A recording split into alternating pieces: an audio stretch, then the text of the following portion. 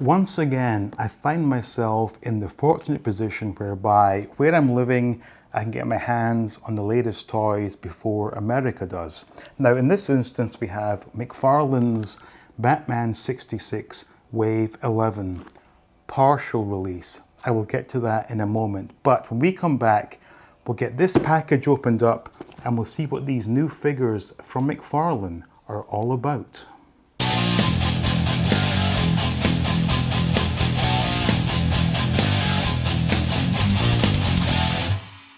Welcome back, and first I must apologise for my rather sweaty appearance.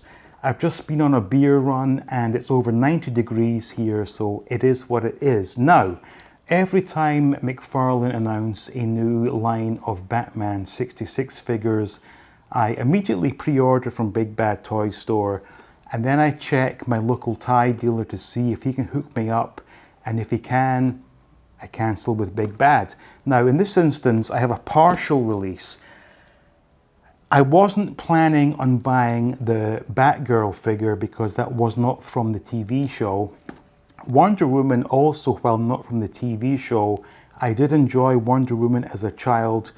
For whatever reason, she is not available in Thailand yet, but the other three just arrived. So let's get these opened up and we'll see how they stack up against the other figures in the line.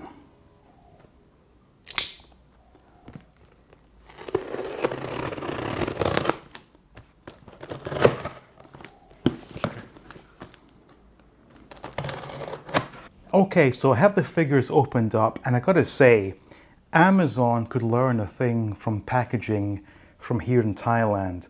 They put the figures in a bubble wrapped bundle and then put these plastic corners on each and every corner, so nothing has been damaged. Now, ironically, most people would be happy at this, but I'm slightly disappointed.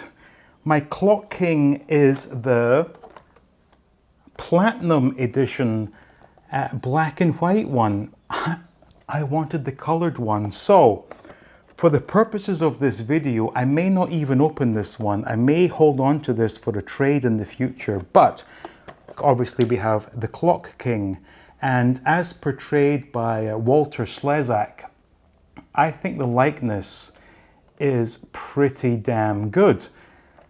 I don't know why McFarlane do these black and white platinums.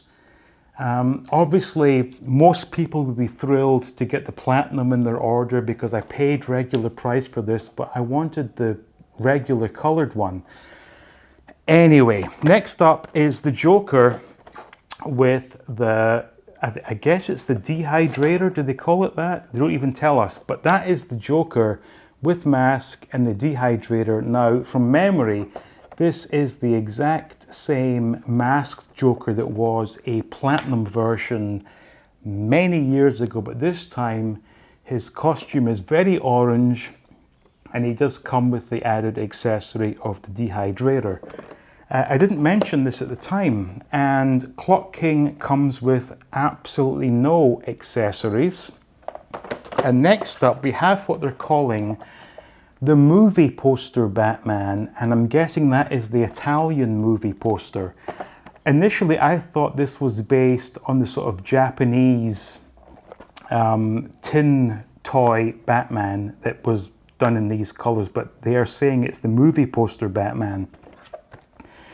And you can't actually see it, but I believe there is a bat shield encased in there. Let me just double check Clock King to make sure I didn't make an error here. Nope, there is definitely no accessory with Clock King.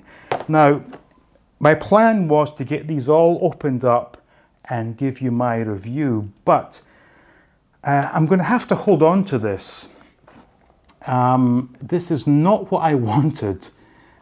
This is the regular colored Clock King. And as cool as this is, it really doesn't fit my needs. So I do apologize for not being able to give you a full review. I will give you a review to the best of my abilities.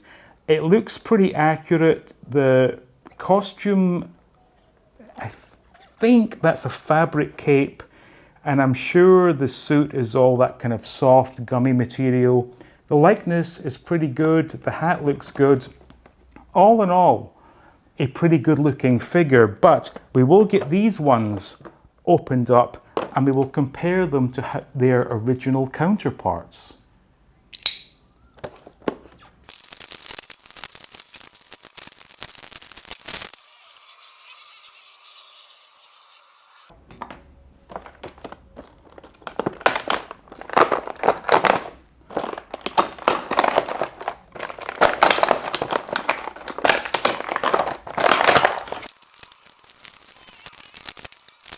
Okay, so here we are out of the package. Now, in terms of Batman, this is pretty disappointing, to be honest. This is absolutely identical to the first Batman we got, which I believe at this point was 3 years ago.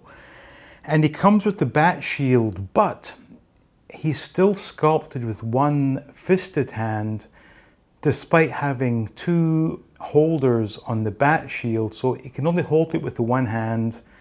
And the cape, yep, they are still using the same die to cut the cape, which is not even, it's asymmetrical, and for my OCD, it just sends me off the charts. Now, as a unique looking Batman figure, sure, it's cool, but at this point in time, how many Batmans are we going to get? And yes, I know there's something in the contract that says there must be one Batman per wave. This is beyond lazy. It really is. This is shameful. And whilst I'm glad to have another Batman from my collection, I am not happy at how they are just continually using this same mold. There's been no adaptation whatsoever. And the fact that you make an accessory that clearly has two hand holes, but you give Batman a fist, he can't hold it. So all in all, I'm going to give this one a bit of a fail. Now onto the Joker. Again, this is identical to the Platinum Joker they gave us way back when, 2-3 years ago. Only difference is it's different plastic, or different color plastic, I should say. That is it, plus an accessory. And the accessory, yeah, it's kind of cool. Now, I'm not quite sure how this works out, because I remember reading that McFarlane had the rights to make Batman from the TV show, but not the movie. Hence why the villain's lair was slightly different. And we've not seen the Lee Meriwether Catwoman. I believe this is from the movie, but he was not wearing an orange suit in the movie. And as you can see side by side to the original masked Joker, which was a platinum variant, it's absolutely identical. There's nothing new here. And I am getting to the point whereby, as much as I love my Batman 66, I am at the point where I'm ready to walk away from this line. It's been nothing but reissue after reissue, very slight variants. And the fact that they delved into the sort of comic book, the anime series, they've kind of ignored the TV show, which is what I'm all about. And quite frankly, if I'm being honest, if this is the end of the line for McFarlane's Batman 66, I'm okay with that, because it's becoming a bit of a chore to collect. And there are so many great villains, so many characters that are being overlooked. And yes, I understand there are issues with the likeness rights, but how many Batmans do we need? I mean, at this point I've lost count. Same with Joker. And as I said, this is an identical repaint of the Platinum Joker they put out a few years back, albeit they've added the dehydrator. And there we go, he falls over. Another point I want to make is these are, and I did say this in my tour of my Batman collection, McFarlane's Batman line is the most frustrating line I have ever worked with in my life.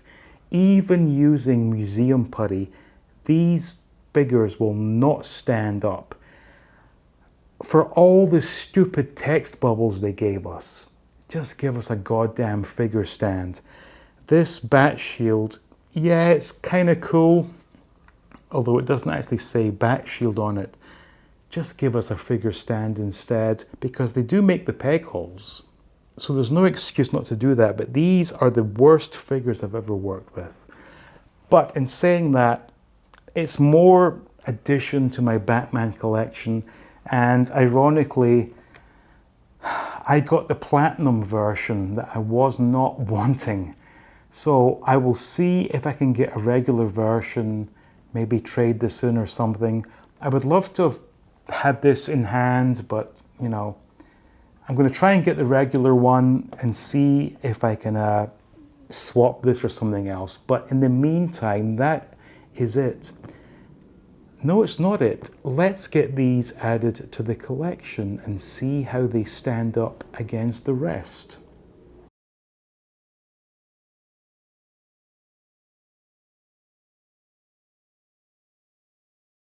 So there you have it. That is my updated Batman 66 collection from McFarlane. And as much as I want to put this guy in, I am going to wait to try and get the old colored version. And if I do that, I will do an update on that, of course. But as I said earlier, I think the line has gone probably as far as it can. And if it does end tomorrow, I'm okay with that. So thank you all for watching. Hope you enjoyed this look at these new figures, quite possibly the first look. If you did enjoy the video, please leave a like. Do make sure you are subscribed and stay tuned for more videos from All Things 80s.